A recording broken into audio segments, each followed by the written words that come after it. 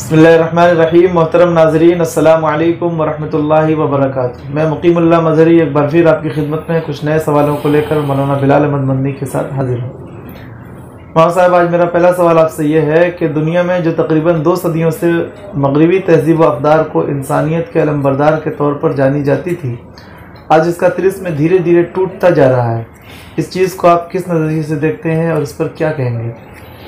वालेकुम सलाम वरहमतुल्लाहि वबरकातुहू।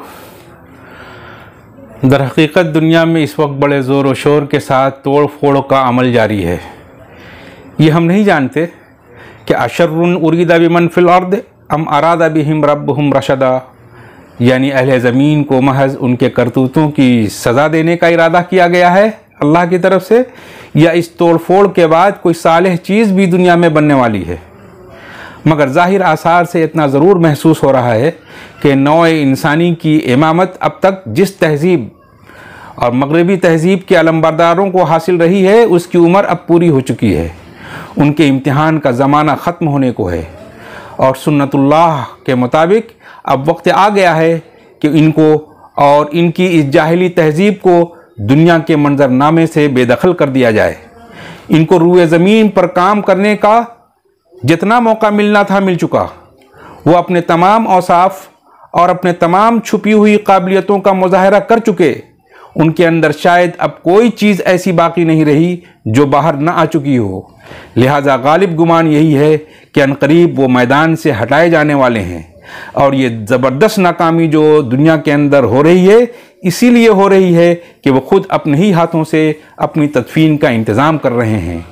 ये सदमे अज़ीम जिससे इंसानियत इस वक्त दो चार है, ये भेड़ियों से बदतर सलूक जो इस वक्त आदमी के साथ कर रहा है, ये सोशल मीडिया वसाइल नशर व इशाअत का कमाल है, जिससे आज दुनिया के अंदर झूठ फैलाने और कौमों में मुनाफरत और मुल्कों के दरमियान दुश्मनी का बीज बोने का काम लिया जा रहा है। ये सब कुछ इंसान का दिल तोड़ देने और मायूस कर देने के लिए बिल्कुल काफ़ी है। इसलिए इंसानियत को इस दर्दनाक अंजाम से अगर कोई चीज़ बचा सकती है तो वो सिर्फ मज़हब इस्लाम का सालेह नज़रिया और मुसलमानों की एक सालेह जमात बचा सकती है। तो सिर्फ और सिर्फ सालेह जमात ही बचा सकती है। इसके अलावा ये हकीकत है कि मुल्हिदाना नज़रिया जिसकी ऊपर मगरबी तहज़ीब की पूरी इमारत खड़ी हुई है, इंसानी ज़िंदगी के पेचीदा मसाइल हल नहीं होते हैं, बल्कि कुछ और उसकी पेचीदगियाँ बढ़ जाती हैं। बड़ी मुश्किल जिसने इस वक्त दुनिया को परेशान कर रखा है वो उम्मत मुस्लिमा में वहदत का फुक़दान है। मगर उम्मत मुस्लिमा के अंदर नफ्स परस्ती और ख़ुदगर्ज़ी वहदत पैदा करने के बजाय मज़ीद तफरीक़ और तक़सीम दर तक़सीम के असबाब फराहम कर रहे हैं।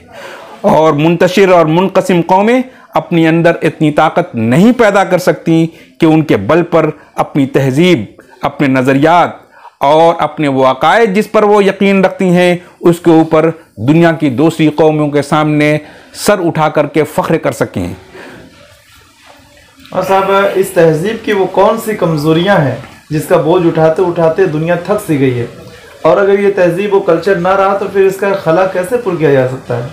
ये अहम तरीन सवाल है कि इस 200 साल की इस तारीख़ में जो इंसानियत की इमामत करता रहा है ये मगरिब, इस 200 साल की इस तारीख़ में इस मगरिब ने दुनिया को क्या दिया?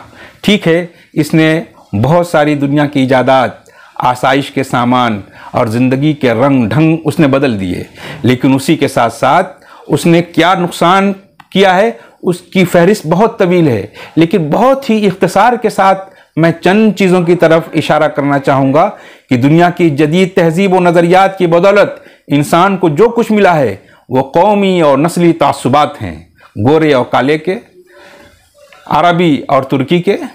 दुनिया के जिस खित्ते और जिस मुल्क में जाइए, हर ज़मीन और हर खित्ता का आदमी दूसरे मुल्क और दूसरे खित्ते के लोगों से नफ़रत करना और अपने को दूसरे से बालातर समझना, ये उसका अपना हक समझता है।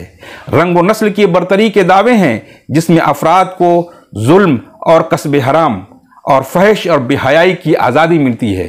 ये दुनिया के अंदर जितनी भी 2 आलमी जंगें हुई, इन 2 आलमी जंगों के बाद आज से ये ठीक 40 साल के दरमियान में दो दुनिया में जंगें हुई हैं और इंसान ने इंसानों के ऊपर बमों की बारिश की है, उससे करोड़ों लोगों दुनिया के अंदर उनकी मौतें हुई हैं और हलाकतें हुई हैं।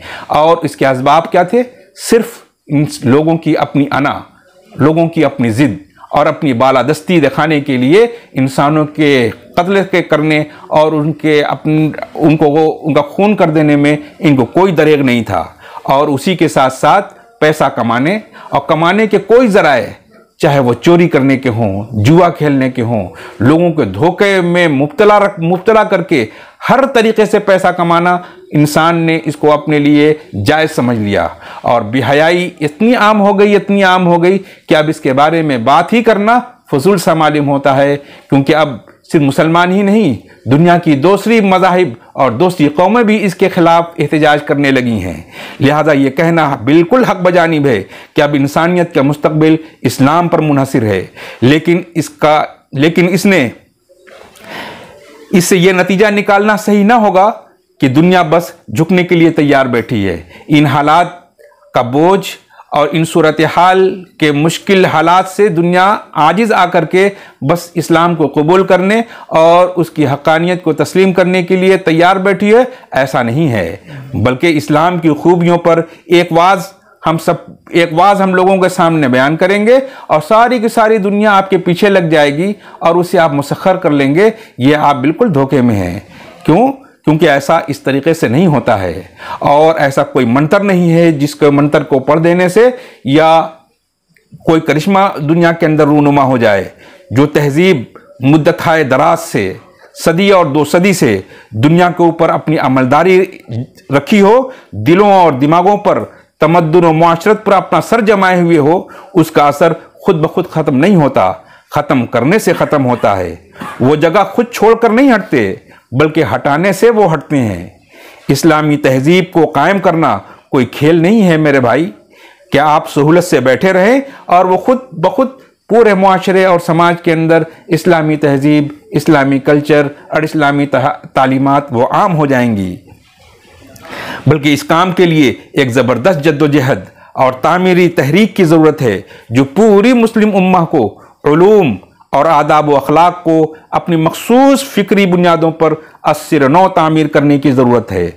हत्ता के नौजवान नई नस्ल पर ये फ़िक्री कोशिशें और नज़रियाती यकीन इस तरह से नौजवान नस्लों पर छा जाए कि लोग उसी के तर्ज पर सोचना और महसूस करना शुरू कर दें।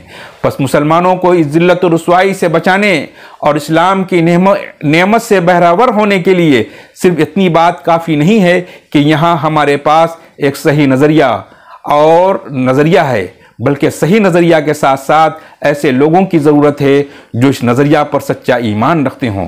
इसीलिए अल्लाह तबारक व तआला ने कुरान को दुनिया में नाजिल किया, अल्लाह के नबी सल्लल्लाहु अलैहि वसल्लम पर उतारा, नबी बनकर के आए।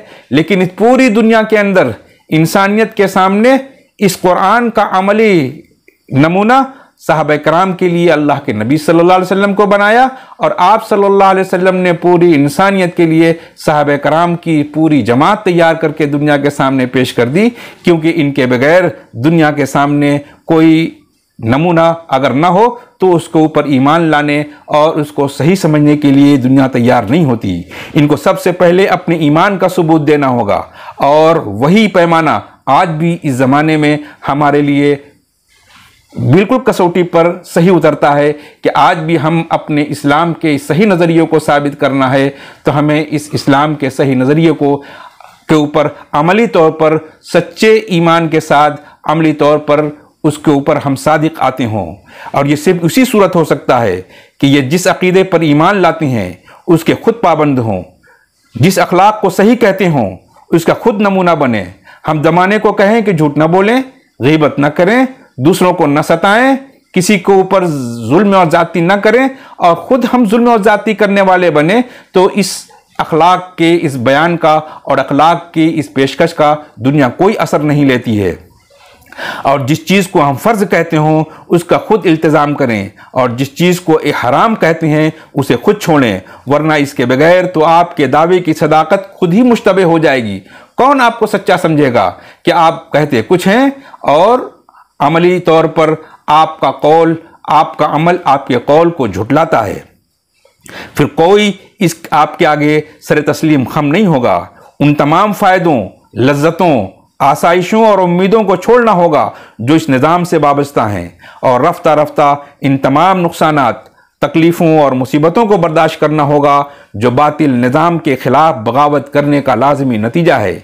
इस बदलाव की तहरीक में अपना माल भी कुर्बान करना होगा, अपने औकात भी सर्फ करने होंगे, अपने दिलो दिमाग और जिस्म की सारी क़ुव्वतों से काम लेना पड़ेगा, अहलो अयाल के ख़तरात भी सहने पड़ेंगे और वक्त पड़े तो जान भी देनी पड़ेगी। इन राहों से गुजरे बगैर दुनिया में न कभी कोई इनकलाब हुआ है न अब हो सकता है। एक अकीदा व यकीन की पुष्ट पर ऐसे सादिकुल ईमान लोगों की जमात जब तक न हो, महज नज़रिया खा वो कितना ही बुलंद क्यों ना हो, कभी जड़ें नहीं फैला सकता। अकीदा व यकीन की कामयाबी के लिए खुद उसके उसूलों की ताकत जिस कदर ज़रूरी है, उसी कदर इंसानों की सीरत, उनके अमल और उनकी कुर्बानी व सरफरोशी की ताकत भी ज़रूरी है। अगरचे खुलूस और ईमान हर दीन के क़याम के लिए नागुज़ीर है, खा वो दीन हक़ हो या दीन बातिल, मगर दीन हक़ इससे बहुत ज़्यादा इखलास और कुर्बानी मांगता है जो दीन बातिल के क़याम के लिए दरकार है, क्योंकि खुदा ने अपने दीन को कायम करने के लिए मेहनत और कुर्बानी का बार तुम पर इसलिए डाला है कि वो इंसानों को एक दूसरे के मुकाबिल में आजमाना चाहता है। तो ऐसे नाज़िर रोज़गार लोग कहाँ से लाएं? ऐसी मुक़द्दस हस्तियाँ तो कुरून उला की पैदावार हैं। आज के इस गुनाह आलूदा माहौल में ऐसे लोगों की उम्मीदें करना तो ऐसा ही है जैसे दिन में तारे देखना। ये सिर्फ आपका नहीं, जहाँ कभी भी लोगों के सामने वाक़यात और सहाबा कराम के उस मोजज़ात और उनके कारनामों का जिक्र करो तो लोग यही उज़्र पेश करते हैं और कहते हैं कि ऐसे लोग कहाँ मिल सकते हैं, वो तो बस एक मुबारक दौर में पैदा हुए थे और फिर अल्लाह ने इस मॉडल को हमेशा के लिए मनसूख कर दिया और क़यामत तक के लिए बस सिर्फ उसका बयान और उसका तज़किरा ही हमारे लिए है, वरना उस जैसी हस्तियाँ अब क़यामत तक नहीं पैदा होने वाली। लेकिन यह महज एक वहम है, और ऐसा वहम उन्हीं लोगों के जहन में पैदा होता है जिन्हें खुद अपने आप से मायूसी है। दुनिया में हर काबिलियत और सलाहियत के आदमी हर ज़माने में पाए जाते हैं। ये बिल्कुल आप अल्लाह का इंसानों की तख्लीक के साथ जहाँ उसके औसाफ उनके अंदर पैदा किए हैं, उसी के साथ साथ अल्लाह ने इंसानों के अंदर की जो खसलतें और सिफ़ात हैं वो हर ज़माने के अंदर यकसा हैं। हर ज़माने में हर काबिलियत और सलाहियत के आदमी हर ज़माने में पाए जाते हैं। जहाँ मुनाफिकाना खुसूसियात रखने वाले और ज़ईफ़ुल इरादा लोग और सहूलत पसंद अशख़ास हमेशा पाए गए हैं और आज भी पाए जाते हैं, वहाँ ऐसे लोग भी हर ज़माने में मौजूद रहे हैं और आज भी मौजूद हैं जो किसी चीज़ पर ईमान लाने के बाद उसको सर बुलंद करने के लिए सर धड़ की बाजी लगा सकते हैं। यहाँ कितने ऐसे नौजवान हैं जो हमारी तारीख़ के अंदर हम पढ़ते हैं और सुनते हैं, जो हिंदुस्तान की आज़ादी के लिए अपने को कुर्बान कर दिया। उन्होंने अपने मकसद के हुसूल के लिए अपनी ज़िंदगियों को कुर्बान करने और ख़तरात का मुकाबला करने में क्या कसर उठा नहीं रखी। कौन सी ऐसी मुसीबत थी जिसे उन्होंने बर्दाश्त न की हो। कैद खानों में शदीद तरीन अजियतें उठाईं और फांसी के तख्ता पर जाने तक कुर्बान कर दी।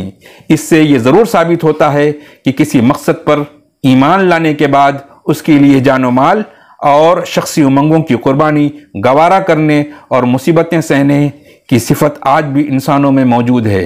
हम दुनिया की तारीख़ में पढ़ते हैं हिटलर और मुसोलिनी जैसे बदबख्तरीन लोग जिन्होंने दुनिया के ऊपर हुक्मरानी जुल्म की हुक्मरानी करना चाही, और उस हिटलर के साथ ऐसी लश्कर जर्रार कौम की फौज थी जो उसके एक अब्रू इशारे के ऊपर अपनी जान कुर्बान कर देने के लिए भी तैयार रहती थी।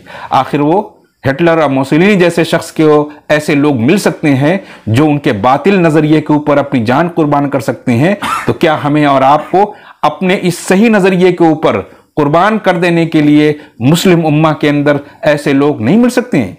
अगर इस चंद नज़रियात और मकासद को अपना कर इंसान ये सब कुछ कर सकता है जो कि हमने आपके सामने हिटलर और मुसोलिनी की भी मिसाल दी, तो क्या खुदा पर ईमान लाकर हम कुछ नहीं कर सकते?